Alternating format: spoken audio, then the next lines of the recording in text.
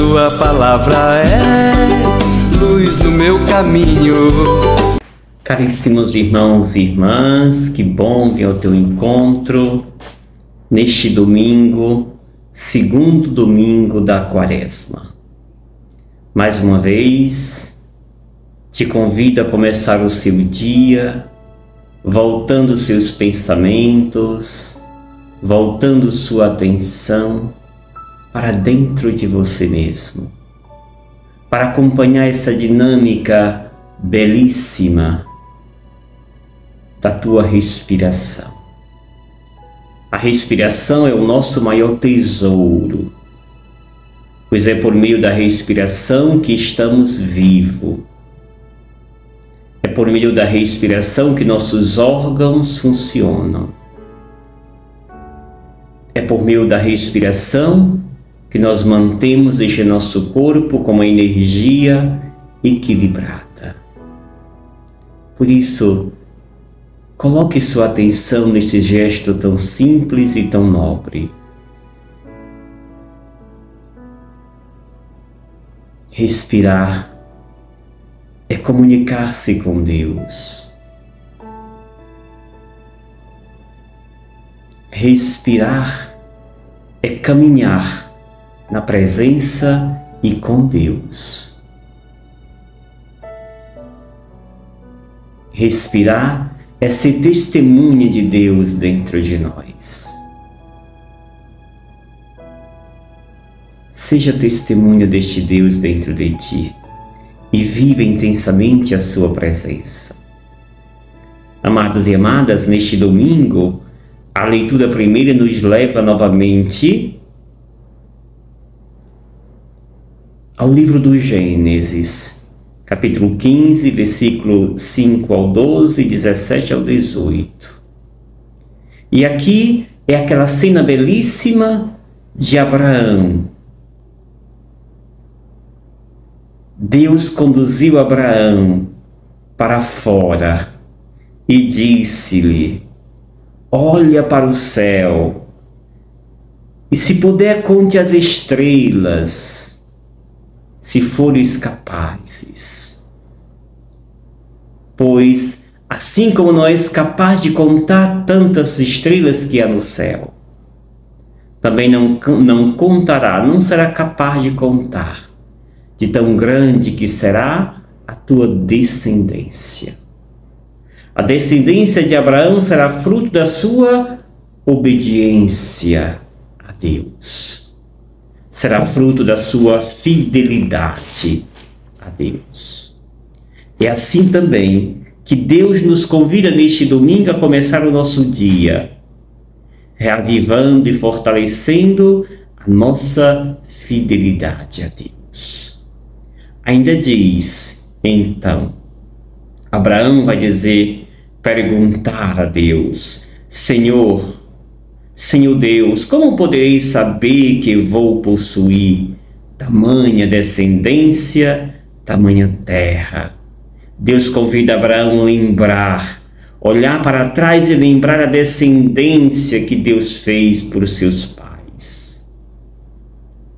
E é isto que vai justificar o quanto Deus é bom ao dar, a oferecer esta descendência que será fruto da obediência e da sinceridade, da fidelidade de Abraão ao projeto de Deus Pai. Isso vai fazer com que ele, que reconhecendo estas maravilhas que Deus realiza, vai fazer com que este Deus seja cada vez mais bom para com aqueles que lhes são fiéis. Aos teus descendentes darei esta terra, desde o rio do Egito até o rio, o grande rio, o Eufrates. Amados e amadas, também Deus nos dará grandes coisas, à medida que manifestamos a Ele a nossa fidelidade, o nosso reconhecimento da sua presença e do seu poder realizador em nossa vida e nossa história. O texto do Evangelho que nos é dado hoje é Lucas, capítulo 9, versículos 28 ao 36, que diz: Naquele tempo, Jesus levou consigo Pedro, João e Tiago, e subiu à montanha para rezar. Enquanto rezava, seu rosto mudou de aparência, e sua roupa ficou muito branca e brilhante. Eis que 2 homens estavam conversando com Jesus. Eram Moisés e Elias. Eles apareceram revestidos de glória e conversavam sobre a morte que Jesus iria sofrer em Jerusalém. Pedro e os companheiros estavam com muito sono. Ao despertarem, viram a glória de Jesus e os 2 homens que estavam com ele. E enquanto estes homens se iam afastando, Pedro disse a Jesus: Mestre, é bom estarmos aqui. Vamos fazer 3 tendas, uma para ti, outra para Moisés e outra para Elias. Pedro não sabia o que estava dizendo. Ele estava ainda falando quando apareceu uma nuvem que os cobriu com sua sombra. Os discípulos ficaram com medo ao entrarem dentro da nuvem. Da nuvem, porém, saiu uma voz que dizia: Este é o meu filho, o escolhido. Escutai o que ele diz. Enquanto a voz ressoava, Jesus encontrou-se sozinho. Os discípulos ficaram calados e naqueles dias não contaram a ninguém nada do que tinham visto. Palavra da salvação. Glória a vós, Senhor. Amados e amadas, muitas coisas aqui saltam aos nossos olhos. O cenário deste domingo é o Monte Tabor. Domingo passado, nos conduzia Jesus ao deserto e ali ele era tentado por Satanás, mas não conseguiu vencer o Mestre. É Jesus quem vence, é Ele quem tem a última palavra. Hoje, Jesus é levado, vai com seus discípulos para o monte, para rezar. A oração em Lucas é sempre um ato nobre na vida do Mestre. É na oração que ele se encontra verdadeiramente com o Pai. É na oração que Jesus percebe, vê muito claro o que deseja o Pai dele. E assim, enquanto estava rezando, os discípulos dão conta que a roupa de Jesus fica tão brilhante, tão branca, que nenhuma lavandeira alvejaria. E ali, ao mesmo tempo que percebe esta cena tão intensa e tão bela, eles percebem também a chegada de 2 personagens, Moisés e Elias. E os 2 conversavam com Jesus a respeito do que ele iria sofrer em Jerusalém. É bom lembrar que todo esse caminho que estamos fazendo com Jesus é em direção a Jerusalém. Ali onde ele vai passar pela morte, pela cruz, mas também a sua ressurreição. E aí continua dizendo o que acontece com Pedro e seus companheiros. Aqui o texto vai fazer questão de dizer: Pedro e os companheiros estavam com muito sono. Pedro e os companheiros, já não chama mais os discípulos de Jesus, estavam com muito sono. E aqui dá de entender e perceber muito claro o que está em jogo. Os discípulos de Jesus nunca aceitaram esse caminho que faz Jesus. Esse caminho para Jerusalém não é o caminho ideal escolhido por seus discípulos. Eles queriam que sim, Jesus fosse a Jerusalém para vencer os seus inimigos com a força da arma, as forças bélicas. E Jesus está dizendo que está indo, mas vai sofrer, será rejeitado e será morto. E ao terceiro dia vai ressuscitar. Eis que os discípulos de Jesus não engolem essa ideia. E por isso aqui, mais uma vez, os discípulos insistem com Jesus. O sono quer dizer, eu não dou ouvido a esta ideia que Jesus está dizendo, que vai morrer, que vai sofrer, que vai ser sepultado. Isso aqui não entra no nosso ouvido, por isso eles dormem, para dizer, nós não escutamos esse tipo de conversa. E abre os olhos quando querem ver a glória de Deus. A cruz não. A cruz nós não queremos ver. Queremos ver a glória. E diz então que ao despertarem, viram a glória de Jesus. E os dois que estavam com ele. E enquanto estes homens se afastavam, Pedro vai dizer, Mestre, é bom estarmos aqui.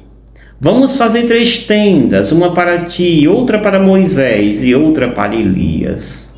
Percebamos aqui que mudou uma ordem. Pedro coloca aqui a ordem dos personagens.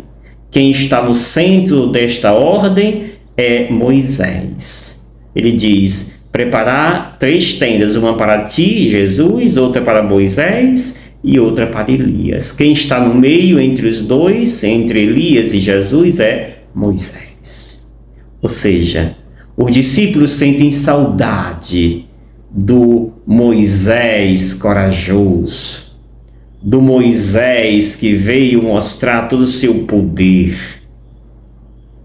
Tem saudade do Elias violento, daquele Elias que era muito radical na sua doutrinação. Jesus está do lado, ou seja, não tem a importância de Moisés. Moisés aqui assume o protagonismo. O discípulo de Jesus tem saudade e querem que Jesus seja este Moisés. Não o novo Moisés, mas aquele Moisés anterior. Por isso Moisés aqui fica no centro e não Jesus. E aí então, Lucas, diferente de Mateus, vai dizer que eles ainda estavam dormindo, Jesus aqui não vai intervir, ainda estava dormindo, falando melhor, quando uma nuvem vem e os encobre com sua sombra. Eles ficam com muito medo daquela nuvem, ao entrarem na nuvem, e desta nuvem vem a voz do próprio Deus. Aqui em Lucas quem fala não é Jesus, mas o próprio Deus. O próprio Deus vai dizer, olha, não é Moisés que vocês devem colocar no centro. Não é Moisés que vem salvá-los. É Jesus. Da nuvem vem a voz, este é o meu filho, o escolhido. Escutai o que ele diz. Este é meu filho escolhido. Escutai o que ele diz. Quão belo e quão profundo Jesus convoca os seus discípulos a viver a partir de agora. E ali, depois, enquanto a voz ressoava, Jesus mais uma vez encontra sozinho e os discípulos silenciam. Caríssimos irmãos e irmãs, nesta segunda semana da Quaresma, nós precisamos, diferente do discípulo de Jesus, colocar os nossos olhos fixos em Cristo. Rezarmos, para que não caiamos na tentação da comunidade dos Filipos, da segunda leitura, onde Paulo vai condenar aquela comunidade que se tornaram inimigos da cruz de Cristo, mas que desejam um Cristo da glória sem passar pela cruz. E Paulo vai dizer que para sermos cidadãos do céu, precisamos abandonar esta ideia do Jesus que sem a cruz. O Jesus glorioso passou primeiro pela cruz. Ele transformará o nosso corpo humilhado e tornará semelhante ao seu corpo glorioso. Ou seja, nós não podemos pensar que seguir Jesus nos exime das provações, nos exime da cruz. Não. Segui-lo significa que vamos trilhar também o caminho que o levou a Jerusalém. Em Jerusalém, Jesus vai abraçar a cruz, não fugirá, e ali mostrará sua verdadeira fidelidade ao Pai. Este é o meu filho, o escolhido. Escutai o que ele diz. E eu te abençoo em nome do Pai, do Filho e do Espírito Santo. Amém. Gratidão. Obrigado, Senhor,